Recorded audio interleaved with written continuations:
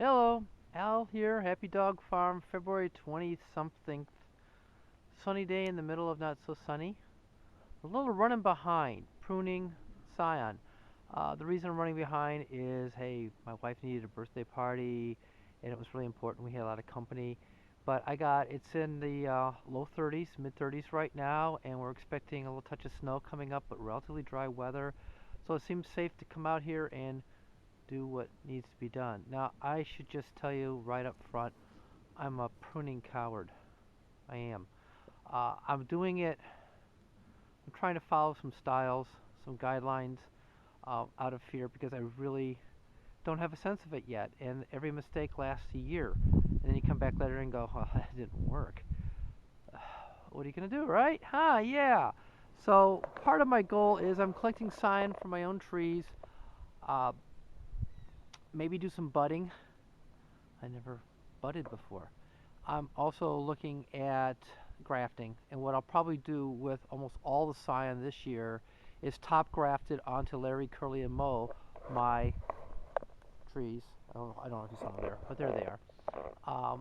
To save the scion because I am planting another block next year, and that scion would eventually get put onto that block, but I just don't want to lose an opportunity. Otherwise, I'll give it away. There's a few other people with trees in the area who would probably top graft it and be glad for it, so that's all good. So much for the background drivel. Let me show you what I'm doing, talk about it a little bit. I'm not going to do any cuts on camera simply because I'm a coward. I'm going to do it really carefully. Everything goes into a bag. Label the bag, uh, which I hear it over and over again. It makes perfect sense to me, so you're going to hear it from me too if you've never heard it before. All wood looks alike, with rare exception.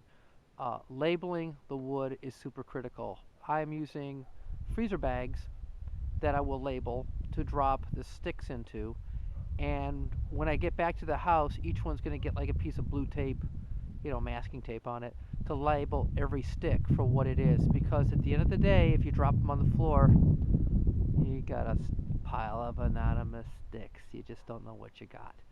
So we don't want that. I don't want that. So, hey, anyway. So this is Hudson's Golden Gem.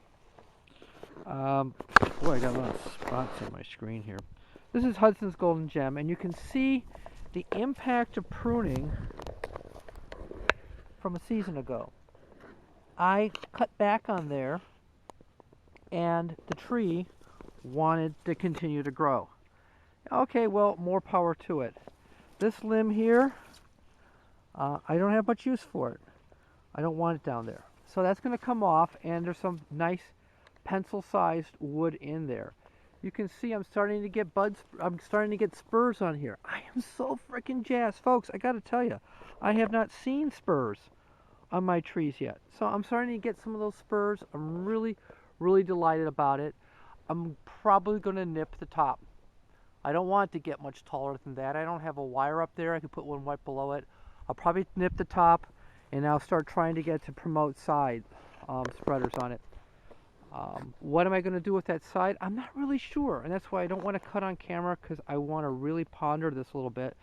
I'm not at that thing where I can look at the tree and go snip, snip, snip. For one, my trees aren't big enough. At least that's my opinion. The trees aren't big enough to just go in there capriciously and whack away. I heard an argument, a thought, not too long ago, that when you're cutting a tree in the winter, you're going to start drawing all that sap, and it's going to look a place to go, and it's going to promote growth. You need to think about where you want that growth to be. When you do your summer pruning, it's that body of the hormones and the like are not going to be going south down to the roots in the fall.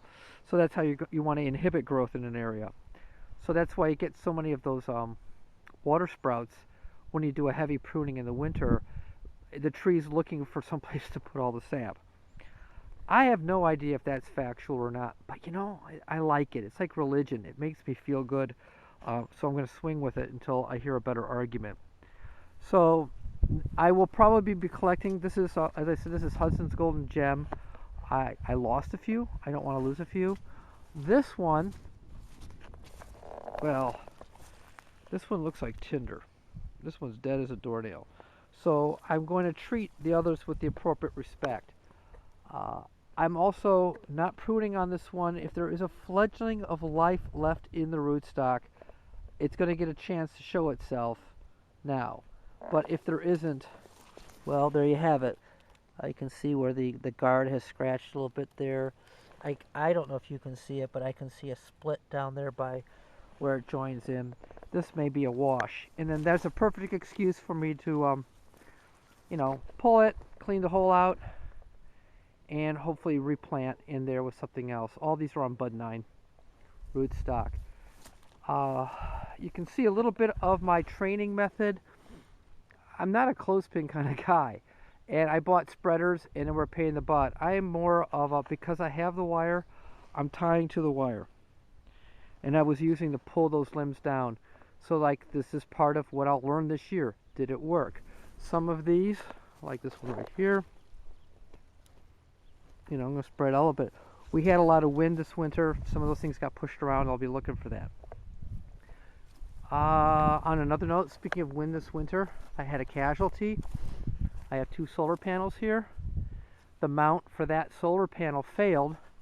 It's got the bottom restraint failed, and then the bolts that go to the panel cracked. They're plastic.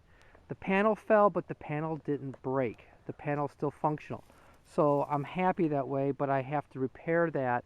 I need to get them off the ground so grass and stuff doesn't bother them, and get them back in operation. But the fence is alive and well, and it's doing its job. So I'll share that little trivia with you. Anyway, hey folks, Neighbor Al's back. Neighbor Al's sincerely praying for a better season this year.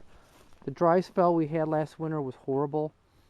I had winter kill last winter, and I lost trees to drought last summer.